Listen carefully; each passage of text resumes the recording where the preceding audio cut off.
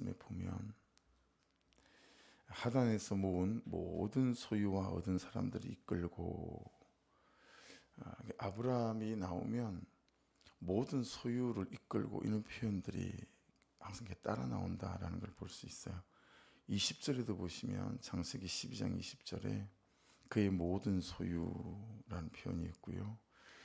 또 13장 1절 오늘 말씀에도 보면 그의 아내와 모든 소유와 또 이렇게 말씀이 되어져 있는데, 2절에 보십시오. 오늘 본문 2절, 아브라함에게 가축과 은과 금이 풍부하였더라.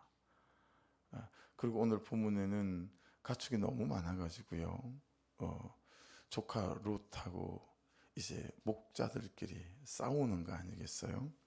그래서 우리가 잘 아는 대목, 야, 너 보고 네가 우하면 내가 저하고 저하면 우하겠다, 이런 말씀들이 나옵니다.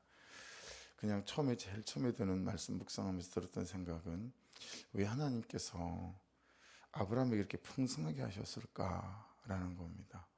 왜 이렇게 풍성하게 하셨을까? 굳이 말씀이 말씀하고 있지 않으면 막 이유를 찾아내지 않아도 되거든요. 막 추측하고 그래서. 근데 왜 하나님께서 아브라함을 이렇게 풍성하게 하셨을까? 언뜻 우리가 생각나는 걸 생각해 보면, 아브라함이 그렇게 막 온전한 사람 아니었잖아요. 그렇죠? 꽤나 우리처럼 잘못하는 것들이 많이 있는 사람이기도 했고, 그렇죠? 12장 10절에 가보시면 애굽으로 내려간 거, 이건 불순종이죠. 애굽으로 내려가면 안 되는 거였잖아요. 그리고 12장 13절이나 12장 18절에 보시면 나의 누이라 하지 말아라, 나의 누이라 하라, 그렇게 말하기도 하고, 또 18절에 가면 사례를 자기 아내라고 하지 않잖아요. 여러분, 왜 그랬어요? 하나님이 나를 책임지지 못하실 것이다, 뭐 이런 것 아니겠어요? 하나님이 나를 가장 선한 길로 인도하지 못할 것이다, 이럴 수도 있고, 어떤 면에서 가장 대표적인 불신앙 아니겠어요? 그러니까 애굽으로 자꾸 내려가요. 남방으로 계속 가죠. 그런 것들을 보면 불신앙과 불순종이 만만치 않다, 우리랑 비교해서 볼 때도 그런 생각할 수 있죠. 하나님 좀 설명이 필요한 것 같은데요, 뭐 이런 질문이 되는 거잖아요. 그럼에도 불구하고 어떻게 아브라함에게는 이렇게 은도 많고 금도 많고, 분명히 자기 아내를 누이라고 해서, 그래서 자기 누이를 데리고 가고, 그런데 하나님 아니었으면 자기 누이를, 자기 아내를 다시 돌려주지도 않았을 그런 상황인데, 그때 뭐가 따라오죠? 은과 금과 가축들이 또 따라와요.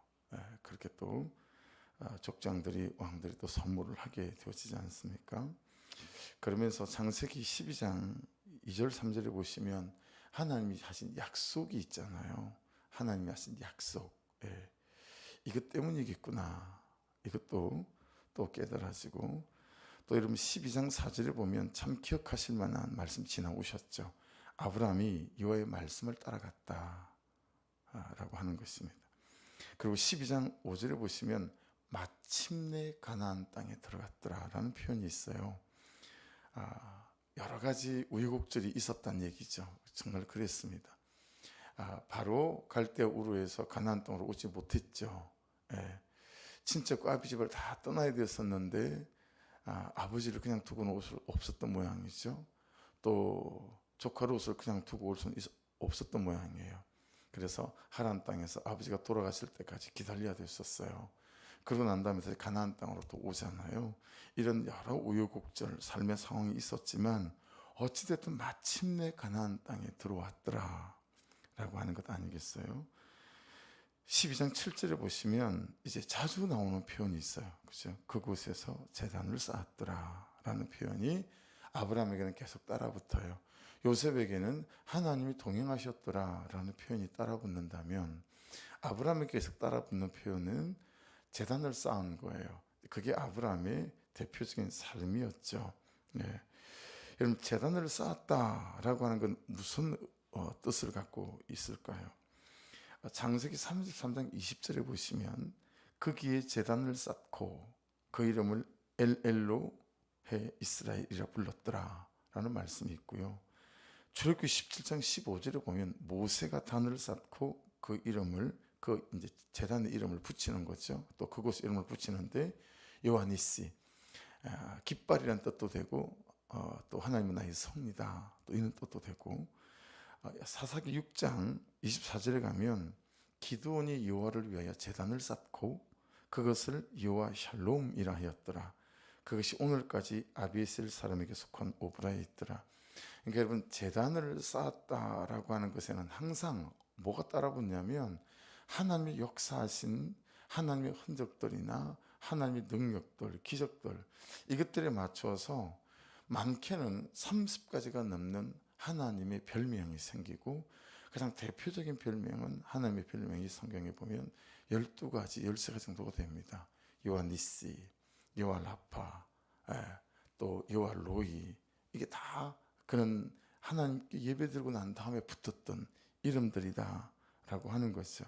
근데 아브라함은 자기에게 나타나신 하나님께 꼭꼭, 또 인도하신 하나님에게 꼭꼭 예배하더라 라고 하는 것이죠.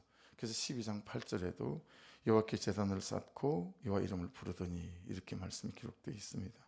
그러니까 여러분, 아브라함이 완벽한 사람 아니었어요. 그렇죠?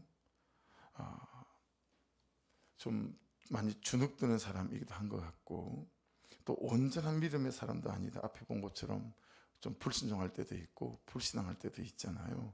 근데 아브라함은 어때요? 그 와중에도 하나님 뜻대로 살기 위해서 몸부림을 치는 사람이다 라고 하는 것입니다. 정말 하나님이 절박하고 절실하고 그랬던 사람이에요.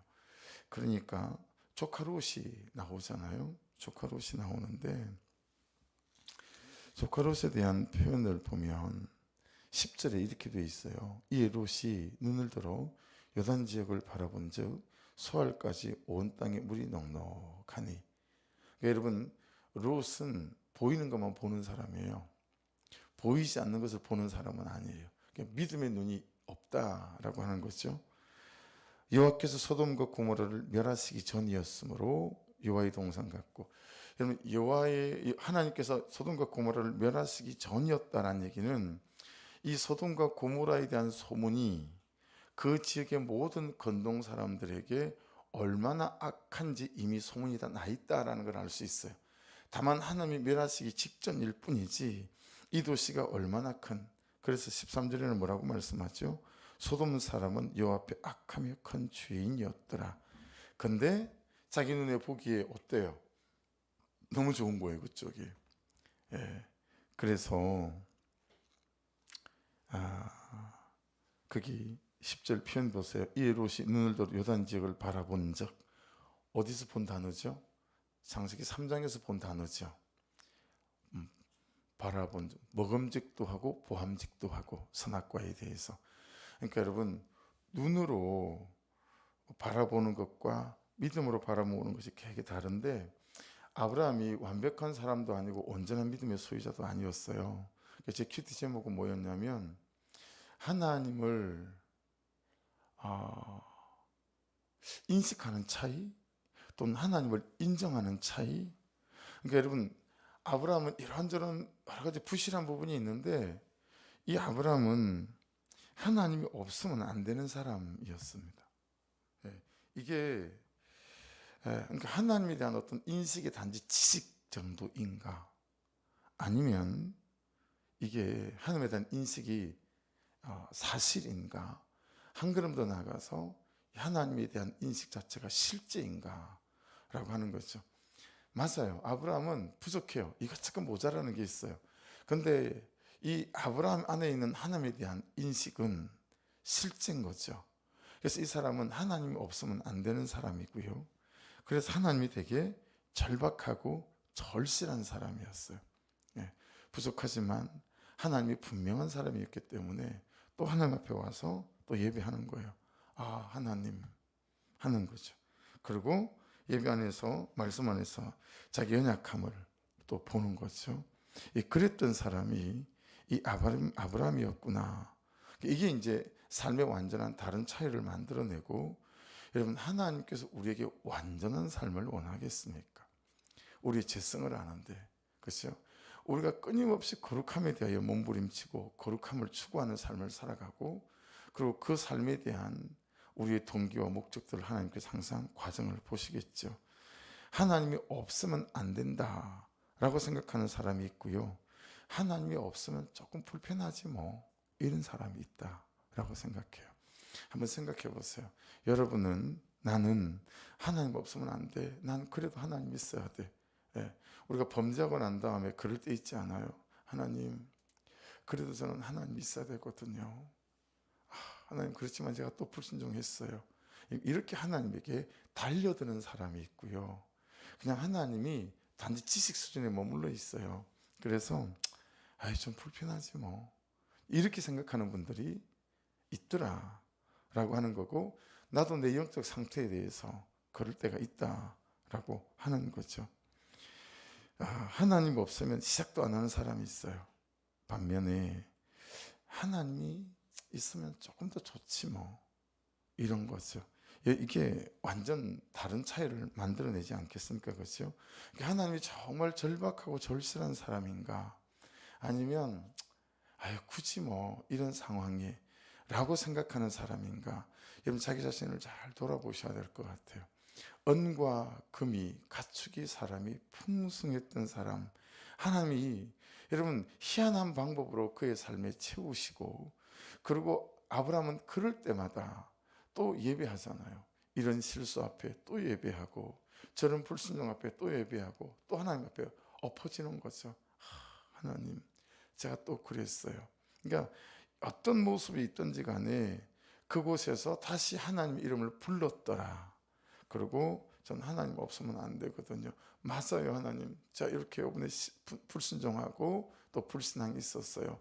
그렇지만 전 하나님 없으면 안 돼요 라고 하는 중심을 갖고 있는 거죠. 그냥 어제 오후에 제가 이 말씀 묵상을 한 것 같아요.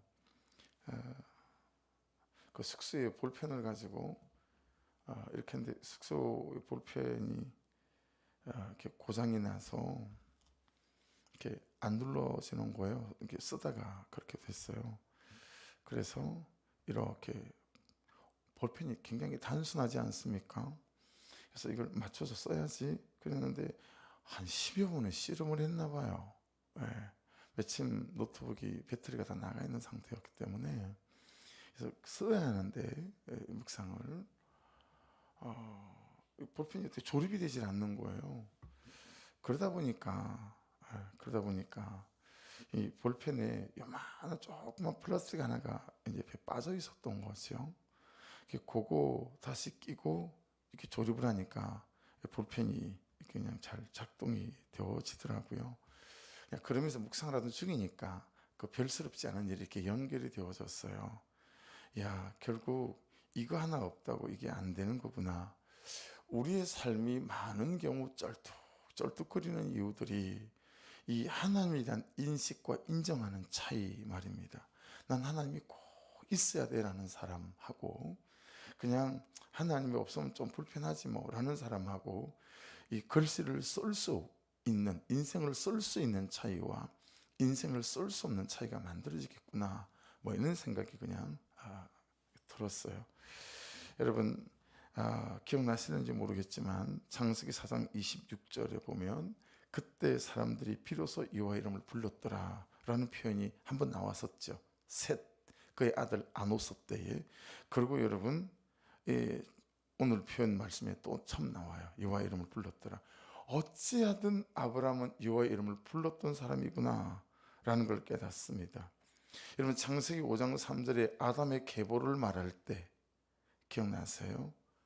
여러분 그 유명했던 가축치는 자의 조상이었던 야발, 그리고 수금과 퉁소를 잡은 자의 조상이었던 유발, 그리고 구리와 새로 여러 기구를 만드는 자였던 두발가인, 이거 그냥 이 족보 싹 도려내서 싹 빼버리고 그냥 아담의 계보를 말하면서 아담 이어서 셋이라고 바로 말했던 거 기억나죠? 하나님이 아담의 계보를 말씀하시면서 모세를 통해서 고기는 싹 도려내서 싹 빼버리고요, 여러분 셋부터 아담의 계보를 말씀하셨다라는 걸 잘 유념해야 되겠죠. 그리고 바로 뭐라고 나오죠? 여호와 이름을 그때부터 이 사람들이 불렀더라라는 거예요. 그러니 여러분 이랬으면 좋겠어요.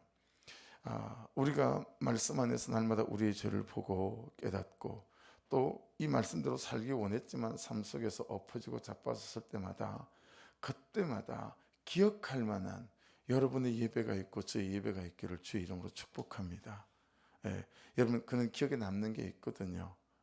그래서 불순종했을 때, 순종했을 때 여러분 기억할 만한 말씀들의 이정표가 있는 게 굉장히 중요하고, 저도 개척했을 때, 그 다음에 처음 개척했던 장소에서 로데오로 옮겼을 때, 로데오에서 이쪽으로 왔을 때 다 말씀 이정표가 다 있어요.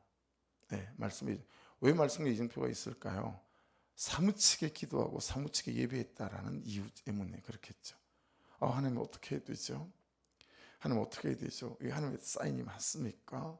그러면서 계속 하나님 그분에게 집중하고 말씀에 집중하고, 그러니 그때 주신 말씀이 딱딱 있어요. 그리고 사건들이 정확하게 있고 꿈도 있고, 그게 내 삶의 이정표죠. 적어놓지 않았어도 다 그런 게 있어요. 중국 선교 갔을 때, 이스라엘 선교 갔을 때 그곳에 주셨던 말씀들이 있죠. 그게 그 다음까지 한참을 내 인생을 끌고 가는 거죠. 그만치 아브라함도요, 어떤 일들이 있을 때마다 또 아내를 팔아먹고 엎드려 하나님 앞에 자기의 이 부실함, 이걸 가지고 또 우는 거죠. 그러면서 주시는 말씀이 있고, 그러면서 하나님을 만나 주시고, 그러면 또 그곳이 여호와 이레, 하나님께서 역사하신 장소에 대한 이름들이 되어지고 이제 그랬다라고 하는 거죠. 그래서 여러분 저와 여러분에게도 하나님이 지식에 머물지 않고 하나님을 인식하는 정도의 차이가 정말 없으면 안 되는 분, 이런 실수 저런 연약함이 있지만 그래도 하나님 그분이 없으면 안 되는 분이어서 또 그분 앞에 엎드렸더니 그런 모습을 하나님께서 귀히 보시고, 오히려 내 불순종 끝인데도 하나님께서 더하여 주시는 은혜를 아브라함이 꼭꼭 입었던 것처럼, 아브라함은 재산이 언제 늘어났어요? 잘 살았을 때 늘어나지 않았어요, 여러분.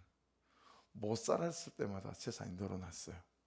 큰 두 분의 아내를 팔아먹었을 때 왕들이 엄청난 은과 금과 가축들을 주는 거, 이것이 이 사람의 삶의 기반이었다라는 걸 보고 드는 생각이 있는 거죠.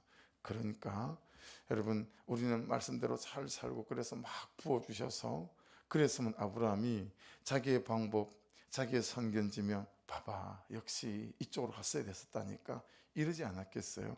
그가 믿음의 조상이라고 부를 수밖에 없었던 이유는 자기가 엎어지고 실패했을 때마다 그 실패를 붙잡고 하나님께 막, 하나님 저 어떡한데요, 제가 또 이랬어요, 그랬을 때 그 아브라함의 중심, 그의 진심, 참 말씀대로 살고 싶으나 또 엎어져서 울고 자복하고 통회하는 그 중심을 하나님께서 예뻐 보시고 귀히 보셔서 여러분 그 실패를 역전시키셔서 오히려 그죠, 그 불순종 이전보다 더하여 주시는 이 하나님을 보며, 야 정말 하나님밖에 없습니다. 정말 하나님이 하신 것입니다. 모든 사람을 만나더라도 하나님이 하신 것입니다. 이게 쌓여서 여러분 조카 롯한테 야 너 서쪽 가면 내가 동쪽 할게, 네가 동쪽 가면 내가 서쪽 하고, 뭐예요? 이 아브라함에게는요 하나님에 대한 절대 믿음이 있죠. 또 그리고 또 상황이 되면 또 엎어져요. 그렇긴 하지만 그냥 하나님 없으면 안 되는 사람, 하나님에 대한 명백한 신뢰와 중심이 있었던 사람, 그렇게 여러분 아브라함이 가다 아브라함이 되어져서 그냥 내 가족밖에 책임질 수밖에 없는, 그는 한 가족의 아비라는 이름으로 있다가 아브라함, 열방을 책임질 수 있는 아브라함이 되어지는 믿음의 조상이 되어졌음을 봅니다. 그래서 다시 실패했을 때 정말 잘 엎드려야 되겠다. 내가 불순종했을 때 정말 잘 엎드려야 되겠다. 그래서 그때 정말 하나님 그분이 주시는 놀라운 은혜 가운데 붙잡히고 사로잡히고, 그래서 그것들이 쌓여서 나중에는 불순종이 순종으로 바뀌고 불신앙이 온전한 신앙으로 바뀌어서 가지는 그게 하나님 안에서 우리가